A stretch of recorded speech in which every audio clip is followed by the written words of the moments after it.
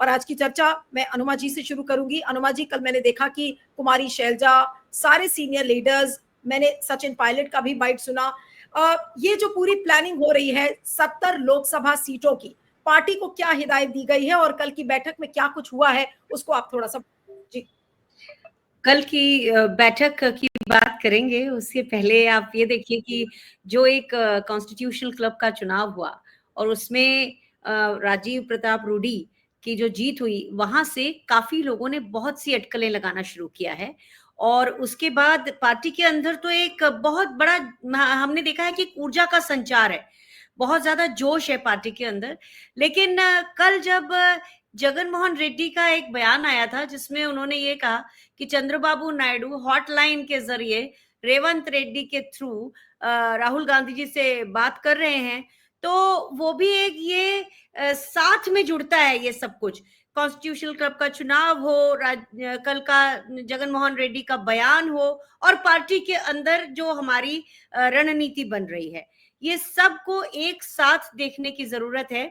बस ये है कि एक बार ये एसआईआर का मामला अगर आज जो सुप्रीम कोर्ट में उसका जो निर्णय आता है उसके ऊपर निगाहें जरूर जमी रहेंगी, लेकिन अगर वो फेवर में आ जाता है तो हम बहुत जल्दी ऐसी बदलाव की बयार देखेंगे जिससे हर नागरिक को अंदर से आश्वस्ति होगी कि वो लोकतंत्र में जिसमें वो रह रहा है, जहां उसको एक वोट एक एक व्यक्ति एक मूल्य का जो अधिकार है वो उसका बना रहेगा। इस वक्त हम लोगों की एक बैठक हुई थी कल, जो कि बिहार के ऑब्जर्वर्स हैं, और उसमें हमें जो 17 तारीख की रैली वहां से शुरू हो रही है, तो उस वोटर बचाओ रैली, उसके बारे में हमें निर्देश दिए गए हैं। तो जहां एक तरफ हम बिहार में ये रैली कर रहे हैं, 17 तारीख से 31 तारीख तक रहेगी ये रैली, वहीं दूसरी तरफ मध्य प्रदेश के अलग अलग जिलों में हमारे प्रेसिडेंट जो हैं, पीसीसी प्रेसिडेंट, जो हमारे लीडर ऑफ ऑपोजिशन है, तो सारी पार्टी में एक तरह का आप देख सकती हैं ऊर्जा का संचार है। सभी राज्यों में देशव्यापी हम काम करेंगे, और जिस 70 सीटों की आप बात कर रही हैं उस पर तो करना ही है। आपने देखा होगा वाराणसी के बारे में भी काफी हल्ला है। वाराणसी को लेके जो हमारे वहां जिन्होंने चुनाव लड़ा था, अजय राय जी, उन्होंने कल अपने आप को ही कह दिया कि जी मैं यहाँ का सांसद हूं, जो चुनाव हुआ है वो फेक है। तो जो सारे सीक्वेंस ऑफ इवेंट ये बता रहे हैं कि जैसे ही एक दो जगह की और पड़ताल होगी तो लोगों के सामने भी बातें और साफ हो जाएंगी। जो थोड़ा बहुत डर लोगों के मन में हिचक बनी हुई है कि क्या पता ये सही है नहीं है, वो भी सामने आ जाएगा। और फिर बहुत सारे पत्रकार, थैंकफुली बहुत सारे ऐसे मीडिया चैनल्स हैं, शुरू में तो वो राहुल गांधी जी को बेसिकली बदनाम करने के लिए इस तरह का काम करने गए थे, पड़ताल करने गए थे, लेकिन कुछ लोगों ने फिर उसमें सीरियसली पड़ताल करना शुरू किया और वो भी लोगों के सामने आ रही है। तो कुल मिला के लोकतंत्र के लिए हम एक अच्छा समय आता हुआ देख रहे हैं। लोकतंत्र के अच्छे दिन शायद आने वाले हैं।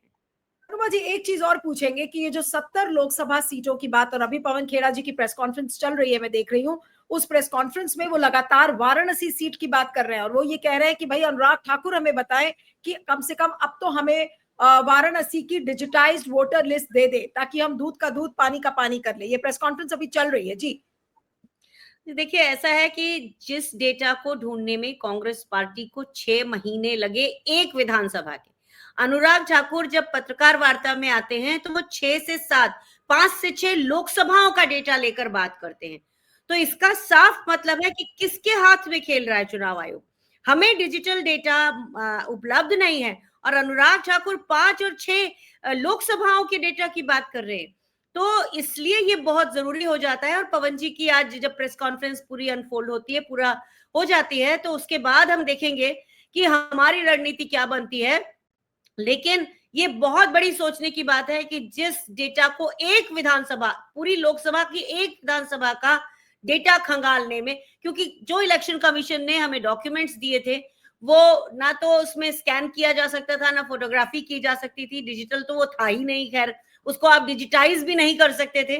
तो इसके बाद जब अनुराग ठाकुर की प्रेस कॉन्फ्रेंस ने एक और खुलासा अपने आप कर दिया कि पूरा election commission of India Bharatiya Janata party के हाथ की कठपुतली है, और इसीलिए ये और जरूरी हो जाता है कि ये पड़ताल को कांग्रेस और भी ज्यादा युद्ध स्तर पे करें, जिससे लोगों के सामने सारा सच आ सके, और यही हमारा सबसे पहला उद्देश्य रहेगा।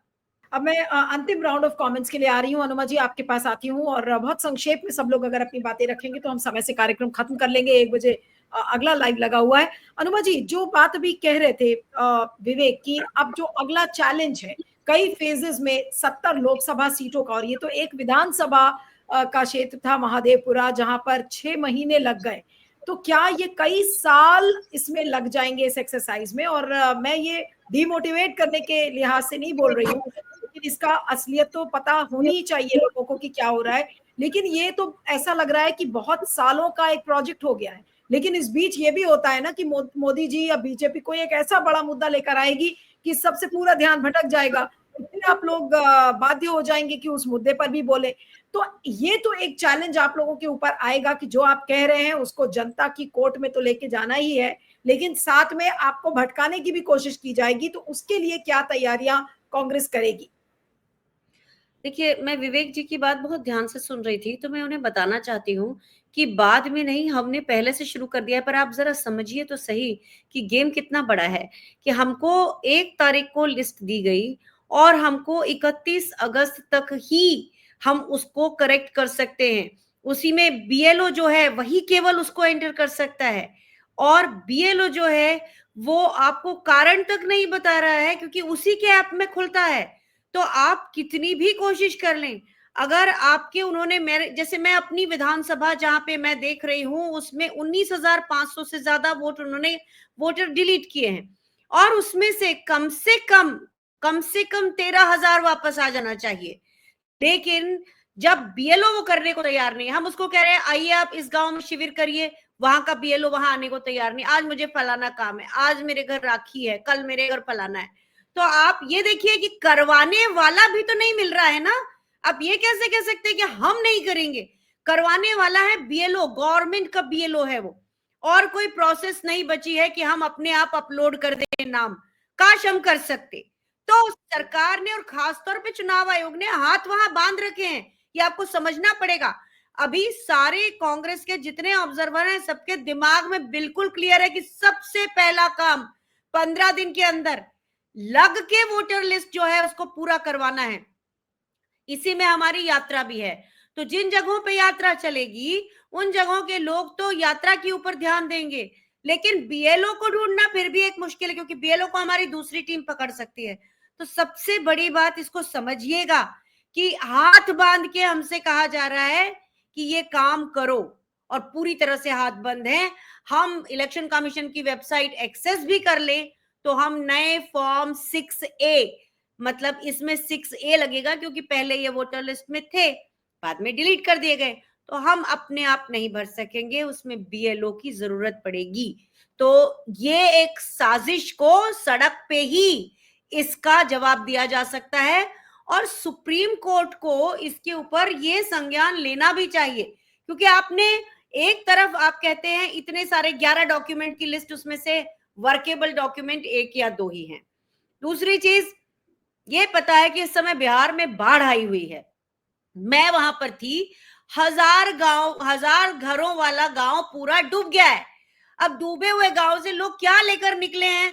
माल असबाब, जो उनके कपड़े, जो उनके जेवर, जो और चीजें। कागज कितने लोगों ने उठाए नहीं मालूम, क्योंकि मवेशी भी नाव में लाए गए हैं, मवेशी डूब रहे थे। गांव वालों का तो काम मवेशियों से चलता है। तो ये सारे हमारे कंस्ट्रेंट्स हैं जो बहुत साफ है, और इनके साथ साथ हमको ये काम करना पड़ रहा है। पर एक बात मैं और कहूंगी कांग्रेस पार्टी के बारे में, मुझे नहीं मालूम इस शब्द को आप किस तरह से व्यू करेंगी, पर ये पार्टी जो एक कुलीन पार्टी रही है, यानी कि भद्दे काम नहीं करती, झूठ नहीं बोलती। जो का आज तक कांग्रेस को आपने ये नहीं सुना होगा कि कांग्रेस पार्टी ने झूठ बोला। तो राहुल गांधी जी ने जब पूरा इतना प्रेस कॉन्फ्रेंस की, तो उसमें उन्होंने एक एक चीज का ख्याल रखा, और बाद में जो पत्रकार गए खोज पड़ताल करने, उनको भी वही तथ्य मिले। कुछ गोदी मीडिया के एंकर्स ने 2-3 सेकंड में, जैसे एक महिला है जो चूंकि अल्पसंख्यक से आती हैं, एंकर हैं, तो वो मोदी जी के सामने बहुत ज्यादा आगे बढ़ने की कोशिश करती हैं कि मेरे ऊपर ही ध्यान जाए, उन्होंने बहुत ही गलत साइड से, गलत तरीके से लोगों को भ्रम में डाला और बोला कि नहीं, ये इसमें जो श्रीवास्तव है, आदित्य श्रीवास्तव, उसका नाम ही नहीं आ रहा है, जबकि उसने गलत वेबसाइट ढूंढी थी। तो कांग्रेस ने काम फूल प्रूफ किया है, उस एक असेंबली में फूल प्रूफ काम किया है। आपका ये कहना कि इसको और भी तथ्यों के साथ होना चाहिए, तथ्यों के साथ ही प्रमाणित किया है, लेकिन ठीक है। और आगे इसमें जो हमें 70 विधानसभाओं में करना है, 70 जगहों पे करना है, वो भी हम करेंगे, बशर्ते कहा कि 70 विधानसभा, थोड़ा सा क्लैरिफिकेशन चाहिए, ये 70 लोकसभा सीटें हैं या 70 विधानसभा? लोकसभा सीटें। लोकसभा सीटें। तो जिन पे 79 पर, तो जिनके बारे में पराकाला प्रभाकर जी, जो श्रीमती सीतारमन के पति हैं, उन्होंने खुद ही बताया था, उनका एक बड़ा सा बहुत अच्छा एक लेक्चर है जिसमें उन्होंने काफी प्रमाणों के साथ बातों को बताने की कोशिश की थी। तो वो सारी चीजें हैं। तो कांग्रेस कभी भी कोई ऐसा काम नहीं करेगी जिसमें ये कहा जाए कि नहीं, इसने ये गलत कर दिया या इल्यूजन है। मुझे नहीं लग रहा है अनुमा जी कि कांग्रेस को ऐसी कोई दिक्कत आएगी। एक छोटा सा इनपुट मैं भी दे दूं, क्योंकि इस इशू को लगातार मैं 2024 के चुनाव के पहले से कवर कर रही हूं।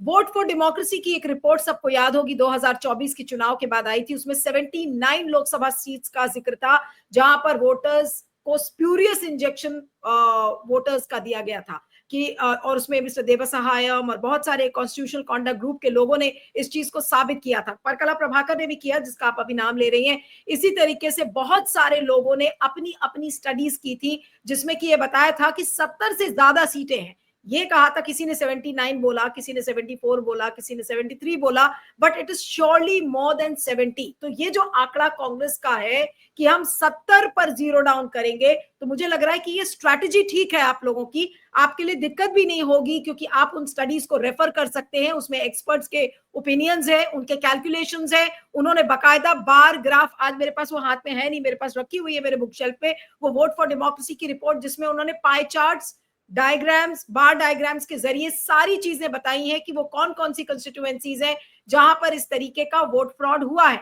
तो अब आपको अपनी एक सवाल और करके उसके बाद अंतिम कमेंट लूंगी कि अनुमा जी, ये डेटा आपके पास मौजूद है, आपके पास टेक्नोलॉजी भी है, जिससे कि आपने डिजिटाइज फॉर्म जो आप मांग रहे थे, तो जब आपके पास डेटा है, आपके पास टेक्नोलॉजी है करने के लिए, तो अब आपके सामने कोई चुनौती ना आए, उसको लेकर आप क्या करें? देखिए, मुझे ऐसा लगता है, मैं इसके बारे में बहुत आश्वस्त नहीं हूं कि हमारे पास सभी का डेटा है, क्योंकि अब तो इलेक्शन कमीशन डेटा देने से मना भी कर रहा है। वाराणसी का डेटा लेने के लिए लोग बाग गए ही थे, तो कहाँ मिला? You can rely on the data of Vote for Democracy, और जो परकला प्रभाकर का जो प्रेजेंटेशन है, वो सारी चीजें ऑलरेडी पब्लिक डोमेन में है। लेकिन उसके अलावा भी आप देखिए, यहाँ पर तो इलेक्शन कमीशन के खुद के दिए गए 7 फीट ऊंचे दस्तावेज थे, जिसको राहुल जी ने सबके सामने बताया था। वो वोट फॉर डेमोक्रेसी ने अगर वो किया भी है, तो वही सवाल आएगा कि ऑथेंटिसिटी क्या है। होना तो चाहिए चुनाव आयोग का दिया हुआ, ये एक इंपॉर्टेंट बात है। हमारी कोई भी खोज जब तक, तो मतलब आप रिलाय, इसका मतलब ये है कि आपकी स्ट्रैटेजी होगी कि आप चुनाव आयोग के डेटा को ही आप रिलाय करें। उसी को करना पड़ेगा, नहीं तो वो उसे खारिज कर दे रहे हैं, आप देख तो रही हैं। और एक बार फिर मैं विवेक जी आपसे कहना चाहती हूँ, मतलब ये कोई तीखी टिप्पणी नहीं कर रही हूँ आपको, हमारी लाचारी बता रही हूँ कि दरवाजा इन्होंने बंद कर दिया है, खोलने वाला भी बीएलओ है, हम नहीं खोल सकते वो दरवाजा। तो एक तरफ हमारे मुंह पर दरवाजा बंद है और उसको हम थपथपा रहे हैं, तो भी खोलना मुश्किल है। तो ये आने वाले 15 दिनों में ही हमें करना है। 31 तारीख को ही हमको ये खत्म करना है। उसके बाद 1 सितंबर से 30 सितंबर तक चुनाव आयोग जो नाम ऐड करेगा बीएलओ के दिए हुए, वही ऐड करेगा। तो ये बहुत बड़ी साजिश है, हम उसके खिलाफ लड़ रहे हैं। और ऐसे में बस इतना चाहते हैं कि आप ये समझें कि ये कितनी बड़ी मुश्किल है सबके सामने।